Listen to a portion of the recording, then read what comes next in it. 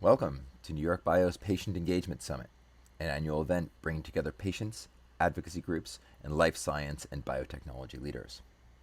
This panel is focused on the future of patient centricity, featuring Grant Cale from Bristol-Myers Squibb, Eric Gauscho from the National Health Council, Sarah Krug from Cancer101, and Luke Rosen from KIF1A.org. Well, good morning. Welcome to you all. Thank you so much for joining the New York Bio, the Future of Patient Centricity panel discussion. My name is Grant Cale. I'm with Bristol-Myers Squibb, and I'm the Senior Director of the Alliance Development Team for BMS, and I'm certainly humbled to be part of this panel and to moderate this panel. Today, we have a really wonderful panel of speakers with a wealth of information and expertise, and we'll get their perspective on the importance of feedback and patient engagement, discuss best practices, to continue to build upon the opportunities of the patient voices and caregiver voices. Matter of fact, we had a small little breakout 2 days ago, which was a pre-call, and the energy and the passion from that breakout really drove a lot of the conversation that you'll hear today. So thank you for being part of this.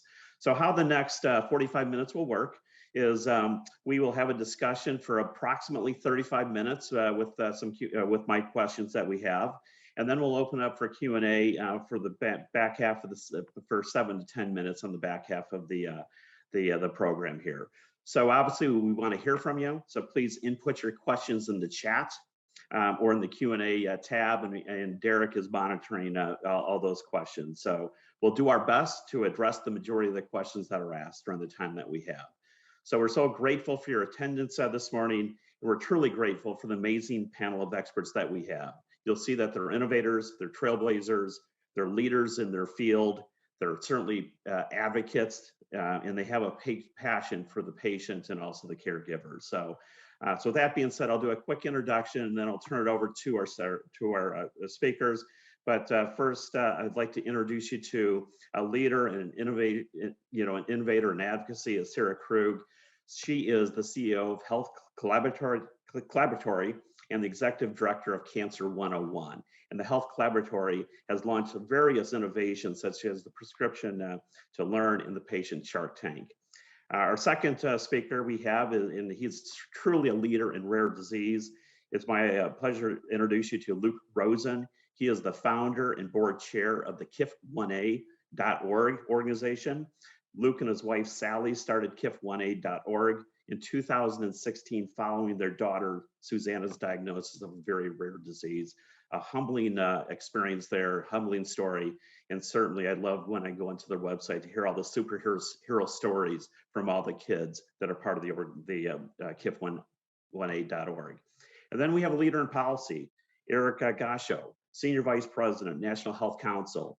Eric leads the advocacy efforts with NHC, and during his 10 years or so with NHC, he has developed many policy positions that seek to improve the lives of people with chronic disease. So it's a real pleasure to have Eric part of this panel. So thanks to all the panels for spending their time with us. And all right, so let's go ahead and get started. What I'd like to do, I'll ask each panelist to introduce themselves or beyond what I just read, and then also share a little bit about their organization, tell us maybe some of the great work that they do. But I'd also love to get their opinion and definition of what really patient centricity means, because obviously it's more than a buzzword, and it's not a new concept, but we'd love to get the definition of patient centricity. So Sarah, I see you on my screen first. How about if I turn it to you first for your introduction there? So thank you. Thank you, Grant, for that kind introduction. Good morning, everyone. I'm Sarah Krug. I'm a researcher by trade. I'm a patient advocate by choice. I've worked across sectors from cancer research at Memorial Sloan Kettering to varying roles at Pfizer. And today I wear two hats, leading two organizations as CEO of the Health Collaboratory, which is a global innovation hub that's built on the foundation of cultivating trust across healthcare, understanding the impact of behavior science and advancing health equity by amplifying the real world voices of the patient, the care partner, the clinician, and the co-design of the future of healthcare. I'm also executive director of Cancer101, which is a patient advocacy organization that turns 20 years old this year, that helps patients and their families navigate healthcare in partnership with their healthcare team. As far as the term patient centricity is concerned, I actually don't use the term often. especially as I interface directly with patients and their care partners in my field work, because it does cause confusion. Patient-centric is one of those terms that's defined differently across sectors, across organization, even among people within the same organization. And when you break down the term patient-centric, it means putting patients in the middle, which is technically what we've been always doing, right? So haven't we evolved to partnering with patients and their families? So I would define our current state as patient inclusiveness, with an aim of improving health outcomes or the experiences of that person, or on behalf of another person affected by that condition. So I would redefine patient centricity as patient inclusiveness. Excellent. Hey, thank you, Sarah. Well said on that. And also love the fact that you bring the partnership into it. So that being said, I'd like to turn it over to Luke. Luke, with some opening comments. Hey, thanks, Grant and Sarah and Eric. It's just such an honor and pleasure to be here with you. I'm just a giant fan of yours. But yeah, I think that the word or the term patient-centric is can be far more adopted with specific sort of ethos. And to me, what that ethos is integrating patients and caregivers, and more than just the perspective, but the actual person into the room as we're hopefully developing therapeutics for diseases. So it's really integration and enabling or galvanizing a community together to accelerate R&D. So for me, it's and for our community at KIF1A.org, what's so amazing is that every single person and every single family member and caregiver and patient has a role to play. So we centralize everything, and we have a very strong preclinical program that is hopefully going to be translational, and that wouldn't happen without every single member of our community being integrated into the process of R&D and the process of making sure that everybody who's both researching and developing therapeutics for KIF1A knows exactly what matters most to patients, and particularly the understanding that while what might seem incremental or small to some, what might be a hard endpoint that a biotech or a biopharmaceutical company needs to hit, those small changes really carry huge impact for families and patients. So I think the only way to really have a handle on that is by integrating and enabling the community to make sure that they're infused in the process from day one. So to me, that's what patient focused means, is integration, enabling, and galvanizing a community. That's awesome. Hey, thank you, Luke. Well said with how important it is to, especially early in the process that you mentioned, so early there. So Eric, I'll turn over the mic to you. Great. Thank you, Grant. And thank you to New York Bio for having me here this morning. So when New York Bio reached out to ask me to speak on this, I first thought was, oh, great, it's a good opportunity, love the topic. My second thought was, oh my God, how are we going to have a 45-minute panel that really seeks to define and really talk about patient centricity? I think it really speaks to what both Sarah and Luke had to say. I think it is one of those terms that means a lot of different things to different people. I think even kind of coming up with the right term is whether it's patient inclusivity, patient involvement, patient focused, patient, patient, whatever you want to say. I think as we're talking about these things, I think the kind of key thing is to kind of get a lot of alignment around the community on sort of what do we really mean when we talk about whatever term it is that you want to use. And as I'm sitting here saying that, I also don't particularly use the term patient centricity a lot. It is one of the pillars of the National Health Council strategic plan. So it is something that we certainly at the NHC have been very involved in for quite some time, going back, even though I've been here for what feels like a century, it predates me in terms of really pushing for patient-focused drug development. We see it in a number of other areas as well to really bring the patient perspective into the entire health ecosystem. And if I were to sort of wave a magic wand and come up with what I think is my definition, certainly it's not everyone's definition, that we will never have truly patient-centric care as long as any decision is made in the healthcare system that impacts patients and their caregivers without first seeking their perspective on what that decision is.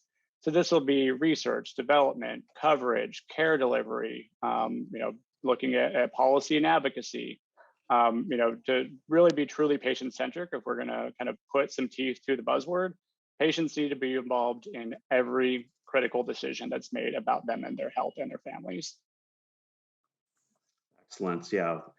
Thank you, Eric. And I know when we had our call on Monday, the pre-call, and I think so well said. How do we get this done in 50 minutes? Because I think we could probably have 10 different podcasts developed based on the conversations that we have over all these different subjects that you emphasize there. So appreciate the opening comments. Thank you for the definition that you provided. I'm going to challenge you all now, and obviously, we talked about acceleration, and especially when it comes to the future. And so, how do we take what we have now and accelerate this widespread adoption of this patient-centric care or patient centricity? Luke, can I start with you? Yes, I mean that's such a great question, and I think that's what it's all about, right? At the end of the day, the most incredible thing any advocate or anybody who is focusing on the patient can do is develop and deliver treatment. So whatever we have to do to get there, and I think accelerated development really means understanding the disease in a way that we can integrate appropriate endpoints and outcome measures to clinical trials. And the only way we can do that is by really having the patients, the caregivers, the families in the room, because so many of the scales that we use to measure and approve therapeutics are really antiquated. They've been around, in some cases 50 years before the first patient was identified in our rare disease community, right? So I think that how you accelerate things is you find, validate, and standardize tools to measure what matters most to families. And you just can't, that's what's going to accelerate things from the preclinical stage all the way through approval, clinical trial, and eventually access. And you just can't do that without having families, caregivers, and patients in the room from day one to understand what matters most to them and what we can capture to move things forward and at a rapid pace.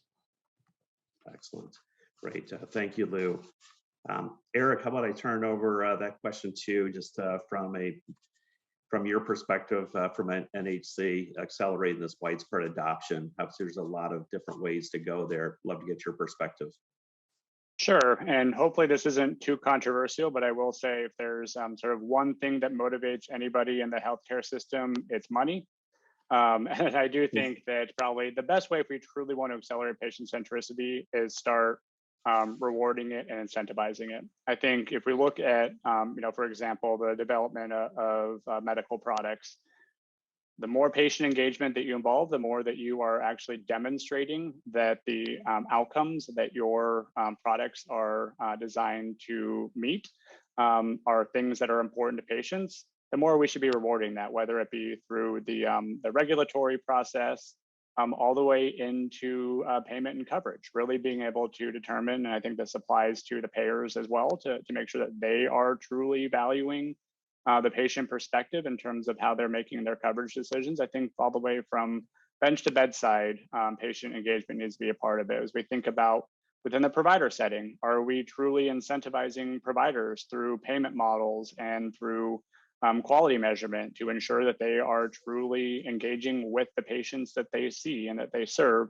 to deliver care that is most going to help them meet their needs? And so I think really think about how we very smartly create the right incentives for patient engagement, I think is really what's going to drive the needle.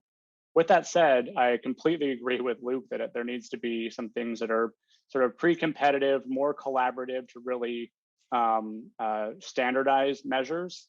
Think about all of the times that patient organizations are asked to collect information from the patients they serve to provide it to one pharmaceutical company, then another pharmaceutical company, then a value assessor, then a payer. Really thinking about how do we standardize these tools so that it can be collected at the front end, really create that efficiency to ensure that everyone is kind of shooting at the same target and do it in a way that's going to really drive efficiencies and standardization. Excellent. Yeah, I love that standardization of the tools. Might be a follow-up question at the end on that. What that really can look like and how do we do it? So great points. Great point. Sarah, especially when it comes to all the advocacy work that you do, I'd love to get your perspective on the acceleration of patient-centric care. Yeah, thank you, Grant. So just to piggyback off of the comments made around measurement, I'll just start out with, and we talked about this previously, but 10 years ago, I wrote an article challenging the pharmaceutical industry to put in place the chief patient officer. And over the years, it's been tremendous to see the frenzy of activity in this space, varying structures, priorities. And I'm working on a follow-up article to kind of address whether or not we're moving the needle. And we have, but we still have work to do.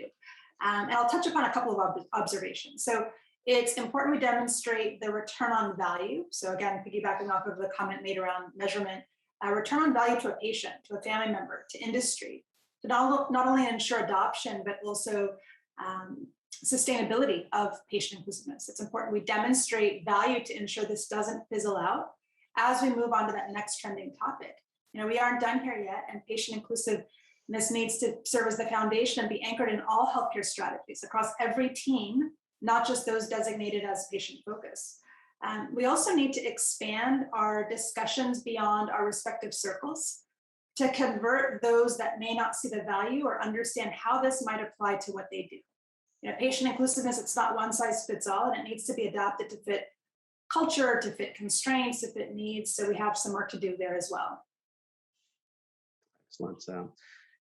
Thank you, Sarah. And actually, I think it kind of draws me upon another question. Then you talk about with the community and obviously, I think a lot of our attendees for this program are patients and patient advocacy organizations. So, love to get your perspective here, really on the power of the community, and what that really means.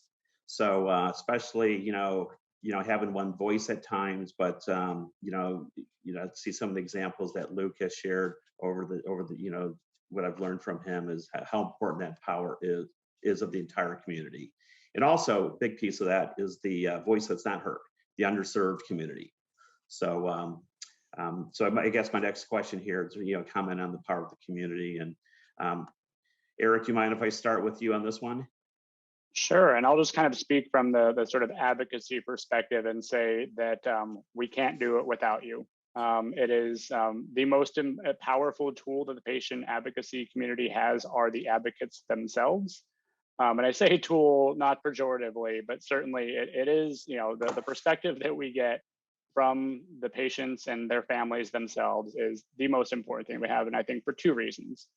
One is that it makes us better advocates, obviously, to know what it is that we're advocating for and what that real life impact is going to have on the patients we serve. It's crucial. That's step one every time we engage in any advocacy efforts. The second is those patient stories do really matter a lot. I think, hearkening back to the HIV/AIDS epidemic and sort of leading into the PDUFA program, the reason that community was so successful was not only because they were chaining themselves to the fence at the FDA and at the White House. That certainly helped draw attention to the crisis. But at the same time, the community got really smart really fast, learning about what were the gaps that they saw in the development of and regulation of therapeutics for HIV. And it's that combination to really speak to lawmakers, both in the head and the heart, that is really, I think, what drives advocacy. And so to really leverage the power of the community is really important on both sides of it, to really make us smarter advocates, as well as to really show lawmakers what the direct impact is going to be on their constituents. And so between those two things, I think it's crucial. And again, really can't do it without the people who are most involved in all of our work. Great. Well said, Eric. Thank you. Luke, can I ask you that question? The power of that community. It's such an important question. I think it's the crux of everything, and it's important to think about the community transcending our patient and caregiver and family community, and to really embrace the scientific community, the policymaker community, and the research community and R&D community. It truly is a multi-stakeholder group of people when you say community. And I'll talk specifically about our organization and the power of caregivers and patients and medical and research communities now with two examples. The first is the power of participation. And I will call out KIF1A right now. I think we have a couple of surveys left, but our community, if you drop a survey into our community, we will have 99% participation in 48 hours, right? So if you ask a question to our community, it gets answered, and that's our job. But my favorite sort of example happened years ago when we first started, and it was when we recognized that there was a big need in the research community for a mouse model. And we certainly didn't know what what that meant or how we would go about doing it. But what we did know is that every single member of our community understood that we had a need, and we started a hashtag called "We Need a Mouse," and we had every family that we could, and at that time there must have been 50 to 100 families, film anything they wanted to with the sentence "We need a mouse" in it. And it went from families to patients to caregivers to people off the street to my high school baseball coach to a Muppet to, everybody was saying we need a mouse, and it kind of went viral. And the people who responded were amazing researchers at the Jackson Laboratory, specifically Kat Lutz and her team. They are amazing advocates, and it truly was an example of the research community and the families and the caregivers and the kids coming together to really understand that if the community comes together with one voice understanding a need, we were able to to produce a vital preclinical tool that takes years and years and years to develop. But because every single family member and every single member of our community were exercising that voice, that tangible preclinical tool came a lot faster. And that's what accelerated development is when the community can galvanize and exercise their voice in a way that enables research and development. And so I think that was one incredible example of a community coming together and recognizing that it's not a bunch of individuals, but what community is people who have different, really incredible ideas coming together to create something far greater than either could do on their own. And so I think, well, to me, that's what community is. Yeah, I love that example. We need a mouse. What a great campaign. Great hashtag. Thank you, Luke, for sharing that. Just amazing story. Sarah, how about you with the power of the community? Yeah, so I typically classify the world of patient advocacy under 4 pillars. So community building, advocacy, research, and education. Community building, being one of the most important pillars. And patient advocates, they really serve as the interwoven thread that help bring sectors across healthcare together to address the unmet needs of the patients and the families that they serve. And through the power of community, they're not only able to make people feel like they're not alone in their journey, but they're also able to amplify these voices and concerns to create change. I think it's, again, having worked as a cancer researcher, I was able to do some extremely rewarding work. At Pfizer, I was able to work on so many phenomenal strategies and initiatives that taught me the skills I carry with me today, and really, work tightly with patient advocacy organizations. And where I found my calling was in the patient advocacy community, because I'm able to work directly with and support patients, their families, clinicians at the point of care on a daily basis, and able to implement change on a grand scale and do things I never imagined to help people. And that's all because of the power of this tight-knit community where we're all in this together. And there's so much that I've learned from this community that I have also been able to, help family members and others that are going through health conditions. So patient advocacy is a very special place, and it's just, again, without community, we wouldn't be able to do some of the amazing things that we've all been able to do together collectively. Absolutely. Thank you, Sarah. And before we move on, there's a question that's pretty germane to the question or the subject we talked before. So I'll go ahead and read it out. And I think, Eric, you're the one that kind of talked about standardized form. So here's the question. Every time I hear patient centricity discussed over these many years, there's always the word standardized. How can we articulate standardization in a way that allows for patients, families, perspectives to drive the decisions about care? Yeah, it's I share that frustration. I think, there's a lot of these types of terms that we've been hearing about for years and very little momentum. With that said, I think, I think there's a good opportunities. We're seeing a couple different activities play out. One is at FDA with their work that they're doing around collaborative core outcome sets work. We would like to see that kind of be expanded a little bit to talk about patient-centered, what we call patient-centered core impact sets.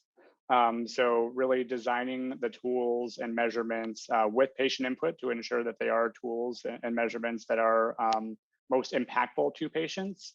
Also thinking more broadly than just clinical outcomes. What are the impacts of disease and disability and potential treatments on the patients and the families, whether it be impact on productivity, what it means in terms of ability to work and support your family, what are the financial toxicities of families, really thinking more holistically about what impacts potential care could mean on patients.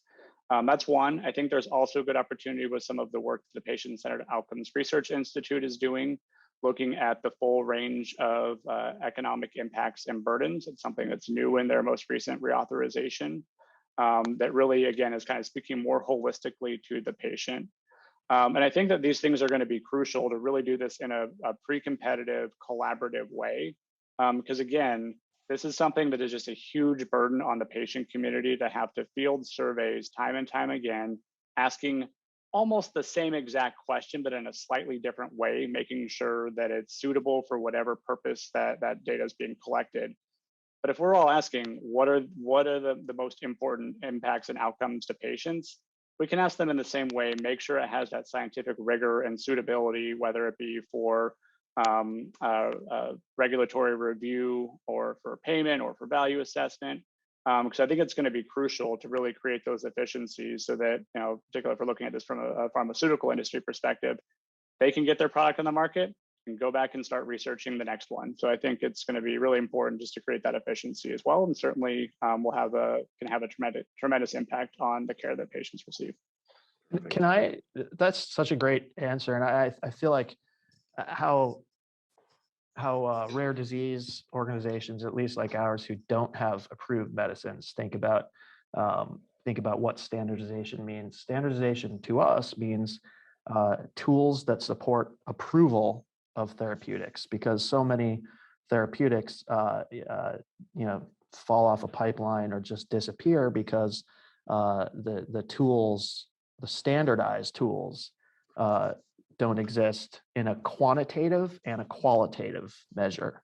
So I think that our role in community is to turn those qualitative measures into something that is quantitative, and that's going to accelerate, certainly FDA consideration and approval. So it's a way of sort of somehow quantifying what many people think is anecdotal, but it's not anecdotal. It's what matters most to the patients, and how we can quantify that is how we standardize those tools. Yeah, and just to quickly add on to Luke's note, Luke's message, I think it's important for us to also figure out a way to combine the qualitative and the quantitative data, because we want to give patients the opportunity to share that patient's story, because at the end of the day, the patient's story, it's data with a soul, right? And so how do we ensure that we're not necessarily limiting what patients and their families can potentially share through some of these standardized tools as well? So I think it's really important for us to think through how to blend the quantitative and the qualitative components in that effort. Yeah, that's such a great point. I don't want to, I know we have a lot to talk about, but I'll give an example. There are sometimes that my daughter has 50 to 60 seizures every single day. And if there's an endpoint that, some company says we have to reduce, seizure frequency by 75, 80%, that's great. But if my daughter could have 2 fewer seizures a day, that would be amazingly impactful. And that would be a therapeutic that would change the lives of many. Great. Well said, Luke. Thank you. And I'm going to circle back to the last question that we have so we could have a comment. There was a question that is germane to it, but circle back to the underserved population or the community. So does anybody or Luke, I know you're shaking your head there, make a comment on, on that piece of it, making sure their voice is heard. Yeah, for me, making sure the underserved community's voice is heard, but just as important is genetic testing. We have to make sure that diagnostics, and specifically in the rare disease community, that genetic testing is available to everybody who needs it. It's all about getting kids the right test they need and shortening that diagnostic odyssey. And we have the technology now to do that. We just need to take action and make sure that every kid who needs genetic testing, every person who needs genetic testing to understand their disease and to end that diagnostic odyssey gets it. And it's our responsibility as leaders in the rare disease community and the broader community to make sure that happens. Perfect. Yeah, and Grant, if I may, I'll also just quickly mention the patient Shark Tank that we created to amplify the raw, the diverse, the unfiltered voices of the patient, the care partner, and even the clinician in the design of health innovation. Our goal is to obtain perspective from diverse patients that are harder to reach, to ensure that we're not biasing our data with the most engaged patients and or the most activated patients, the expert patients, advocates, those that are active on social media, all important channels. But how do we also amplify the voices of those that don't necessarily intersect with anyone in healthcare outside of their healthcare team? They're not going to conferences, they're not talking about their condition publicly. And so we've created partnerships with ambassadors on the ground within the community, from places of worship to barbershops, community clinics, just to name a few, to help us recruit those patients. And again, 25,000 patients that are part of the patient Shark Tank, approximately 68% are from underrepresented groups. Many of them don't realize they have a voice or a role to play in shaping healthcare, but we need to ensure that they're part of this whole notion of co-designing the future of healthcare. Great. Yeah. And I'll just mention real briefly, I know we could have an entire panel on this, if not an entire day session on this, or, we've been spending, so much time talking about the importance of really addressing representation and addressing health inequities. And, so I'll very much short shrift this, but I'll say it's crucially important if we really want to talk about being truly patient-centric, that we are considering the views of all patients. So certainly really putting some money where our mouth is and really thinking about how the patient community first and foremost is doing a better job of, or can do a better job of really engaging a broader swath of their patient community is so crucial. And I think we need to kind of come at it with humility and understand that we have made mistakes along the way, and think about who are those organizations that and those community partners that we should really be lifting their voices up and really working with them, because there are, Sarah mentioned a few of the sort of communities to find patients where they are, but really make sure that we're not coming in and saying, oh, we're going to fix health equity issues, when there are a number of groups that have really been focused on this since their founding and were founded to do it. And so really thinking about those really crucial partnerships to really be engaging, to make sure that we are really being truly representative of the communities that we represent. And going beyond race and ethnicity, because I think that a lot of efforts today, when we're talking about health equity, they're kind of laser focused on checking off the box from a race ethnicity standpoint. But when we talk about health equity, there's a whole spectrum that we need to consider to diversify, again, the people with conditions that we're bringing to the table. Absolutely. And obviously we could save that for a whole other subject at the next panel discussion. And something else I wanted to kind of get your feedback on is the communication gap between physicians and patients and caregivers. And obviously I think, could be a barrier, obviously, for the future of patient centricity, and would love to get your perspective of it. How do we close that gap? What tools are out there to help close that gap between physicians and patients and that communication piece. Sarah, you want to take that? Sure. So I often use the analogy of the patient-doctor tango to illustrate the give and take required in the patient-doctor relationship, because there are key elements of the tango that are the foundation to the ideal patient-doctor relationship, from balanced partnership, communication, connection, trust, improvisation, where no dance is the same. And although there's been a dramatic shift from paternalistic medicine to participatory medicine, there are still issues that many patients continue to struggle with today. Today patients have access to more information than ever before, and that elevates the need for more communication, more education, in a way that people can understand. And the average clinician may not be the most effective educator that can tailor communications based on literacy level or preferences. So I would challenge us, as we kind of think of the next frontier of patient centricity, patient inclusiveness, whatever we're going to call it, we also think about clinician engagement, because patient engagement goes hand in hand with clinician engagement. And unless we're laser focused on kind of strategies and initiatives and solutions that address both sides of the equation, we're not necessarily going to be able to move the needle within that patient-doctor relationship component. Absolutely. Luke, any thoughts on that gap? Yeah, absolutely. I think, it comes to, and I'm representing the rare disease community here, and I think that it is a little different. I mean, most of our diseases don't have ICD-10 codes. Most of our diseases aren't, some that don't have standard of care documents or publications to point to. So I think what it comes down to really is finding those physicians or enabling those people in the medical community to think rare, right? To look outside the box. And we talk about zebras and hoof prints, but it is, look for those elements of disease and think that they might have something to do with a rare disease, evaluate it, and create diagnostics around it, and actually investigate the disease to determine whether or not it's a rare disease. And if it is, you point them in the direction and lead them to their community. Great. Eric, any other thoughts with that gap between physicians and patients? Yeah, I think they're immense. I think the phrase that I like to use is that 90% of paper gowns cause memory loss.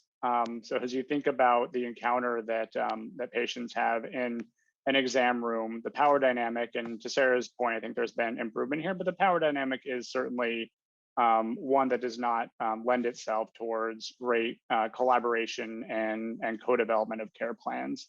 And part of that is the fact that providers are rewarded to see as many patients as possible in a day. We should really be rethinking how we do truly value, particularly primary care, but certainly specialty care as well, so that providers do have more time to engage with their patients, determine what is the course of treatment that's going to, or first of all, what are the patient's goals they want to get from their care?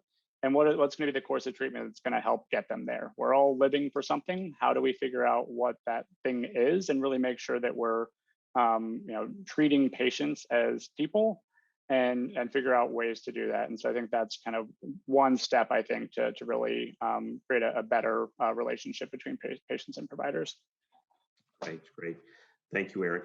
Okay, we have about 6 minutes left, and I think there's a couple more questions on the queue here.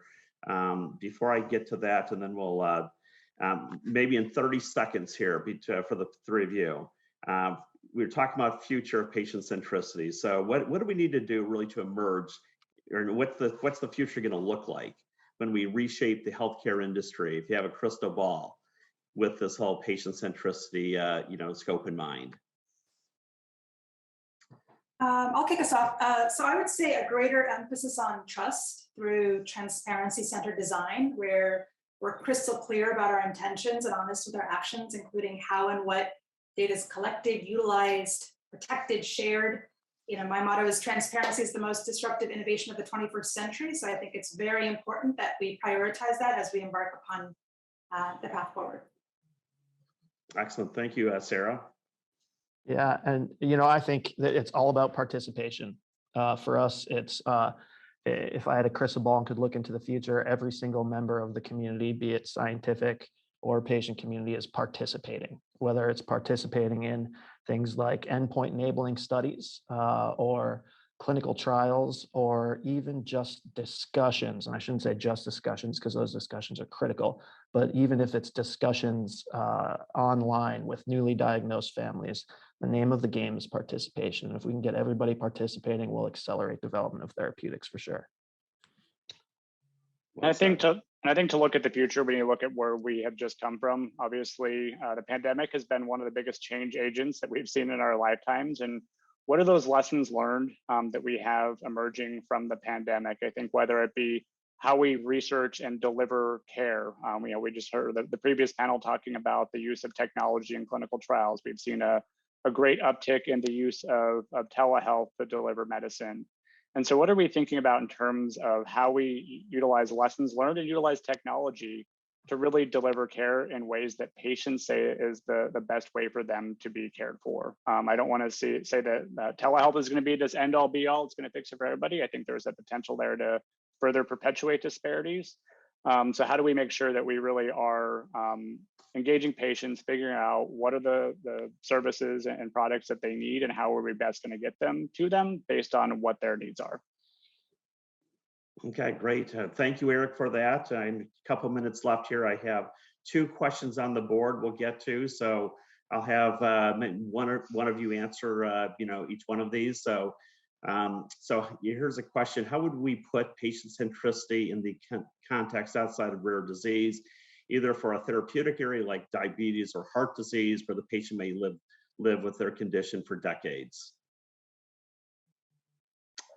Eric, do you want to take that one on? Sure, and I think a lot of the sort of key themes that we've been talking about and that Luke has been speaking to with rare disease, I think are replicatable to more prevalent chronic conditions as well. I think, again, it really is speaking to what is it that patients want from their care and how do we best deliver it to them. I think as we think about long-term management of care, I think there's kind of a few things that fit in within that. One is doing a better job of speaking to patients and focusing on prevention is one, if it's a preventable disease. I think 2 is really thinking about what are the number and variety of treatments that are out there. In many cases, there are plenty to choose from, and really making sure the patients and providers have the tools that they need to pick the one that is going to be most impactful for that individual. And then 3, again, how are we using technology? The question is about diabetes. We've seen a sea change in the way that patients are using technology. Many of them are hacking their insulin pumps. They're becoming their own researchers and advocates. How are we taking some sort of lessons learned there to really make improvements, whether they be incremental, which can have tremendous change or tremendous impact, or certainly how are we thinking about the sort of next step in the evolution of treatment for these conditions? And again, it's really going to come down to finding out what it is that patients want to see in those improvements. Perfect. Great. Thank you. So one more question here. I'm not sure if this could be answered fairly quick, but IRBs frequently limit payments to patients to avoid being coercive, but this has led to acceptable standard and very small payments, while 10 to 50 times more money is going to the recruiting organization. Do you think this can be changed? I have a quick answer. Go to the National Health Council's website. We have what we call our fair market value calculator to really help industry understand what is a fair market value for participation in any activity, to really make sure there's some standardization around that. It's been vetted by a number of health ethicists. So I think that's one tool that would be helpful. Great idea. Thank you, Eric, for that. And looks like we're right about maybe within a minute of close here. First of all, a big thank you to Luke, Sarah, and Eric for your time being part of this panel and the great discussion. I also want to thank New York Bio for hosting this incredible topic and event. Jennifer Bland, Derek Brand, and Mary Bartlett for your leadership in New York Bio. And I certainly want to thank all the attendees for attending the future of patient centricity. So thank you so much. Thank you for all you do for patients and the caregivers and making sure the voices are heard. So appreciate you being part of the panel here. Thank you. Thank you so much. Thank you for joining us for New York Bio's Patient Engagement Summit, and to the patients, partners, and sponsors that help make this event possible.